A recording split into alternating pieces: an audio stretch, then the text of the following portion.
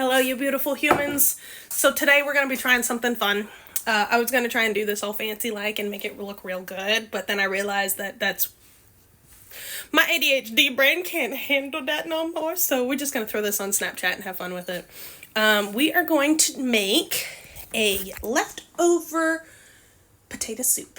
Yes, I said leftovers because we're going to be using leftover parts from our Thanksgiving feast. Our house has been very cold the last couple days because our heat went out.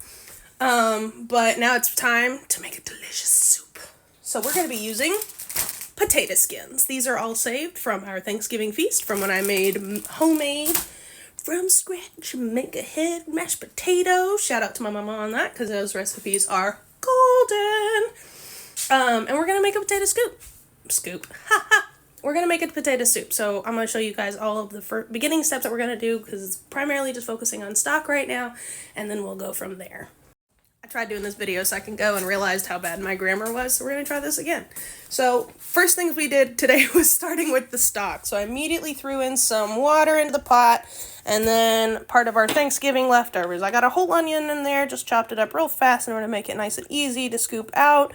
But we've got our turkey giblets. I'm trying not to get the steam all on the camera. We got a gizzard there. We got a liver in here. And there's the turkey neck bone. Yes. So much good flavor in that turkey neck bone. There's a lot of other older recipes that would just use the turkey neck bone and potato skins in order to make a recipe, like a baseline for a soup for when kids get sick. Think Nanny McPhee. But we're going to use this. We're going to let it cook for at least another hour or two. I'm trying to let it simmer off just a smidge. You can see a little bit of where that water line has started to recede down. But I've kicked the heat up just a smidge more in order to do that. And then we are going to get started on the rest of the soup. And then I'll show you guys all the other leftovers that I'm going to be using to make this soup today with the potato soup. So I just leaned over to say hello to Mochi, and then I suddenly became his perch. I'm not sure.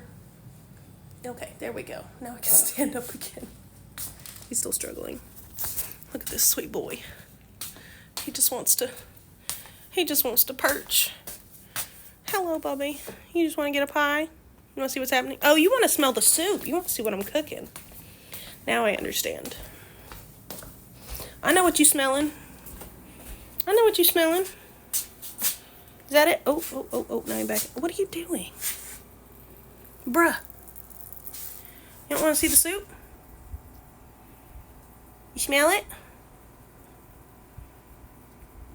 Yeah, see those little whiskers are working.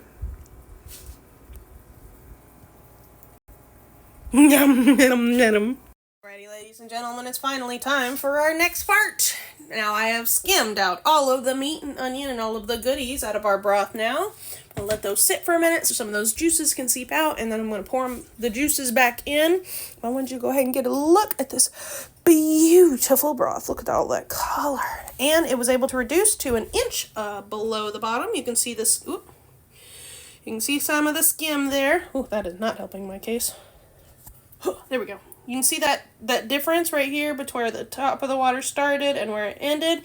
And then after I pulled all the extra broth out, this is what we're left. And it is just gorgeous. Look at that. I can't stop the steam, sorry. There we go. Just beautiful. You can see all that fat on top. Now I have a special strainer that I use. I picked this up at an Asian market. It's very fine mesh. So it's great for also picking up scum, not just bones and things. So I use that there, flip it over, and use that to strain it so that I'm not gonna put it back in the broth. Okay, please know I haven't forgotten about this. I was waiting for Jeremiah to get home before I finished cooking this. But now we're on to the actual soup making part. Yay!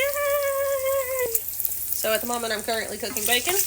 I have a chopped onion over here underneath a wet paper towel so it doesn't make me cry.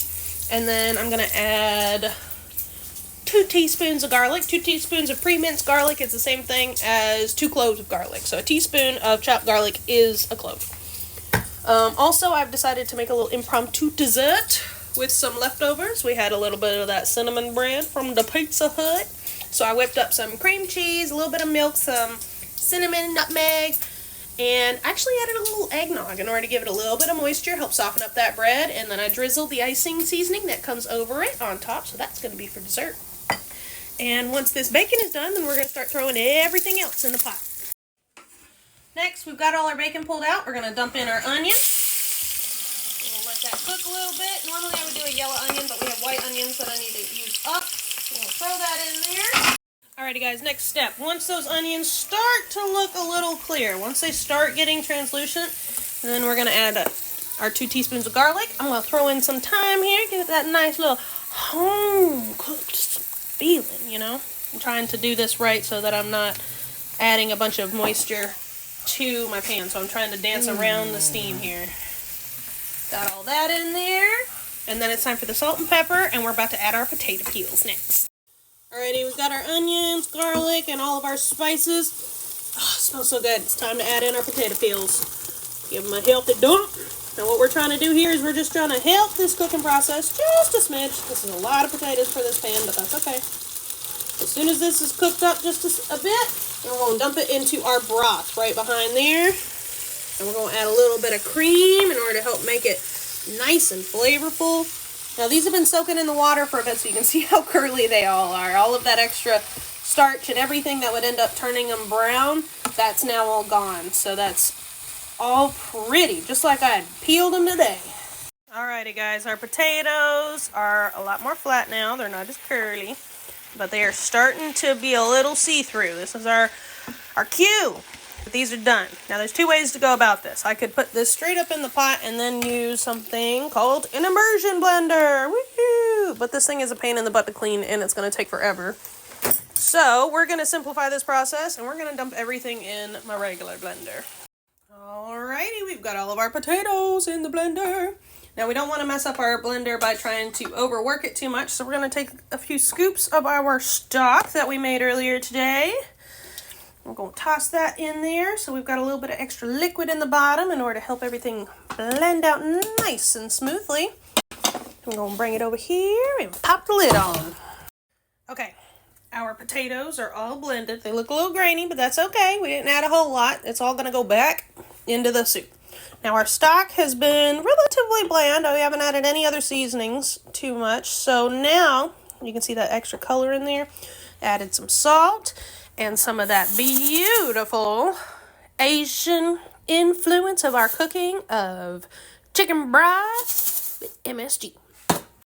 Alright, I needed both hands and my extra cameraman went away. So time to add our potato. I'm going to scoop this out because I don't want it splashing all over me. Our stock is now soup. Now we get to add all of this extra potato. Now this is going to finish cooking in the pot. And once we're done getting all of this potato in there and getting it incorporated with the rest of the soup, then it's going to meld even better. Whew. Alright, once we get all this soup, potato and onion and garlic and spices, all of that's going to go in there.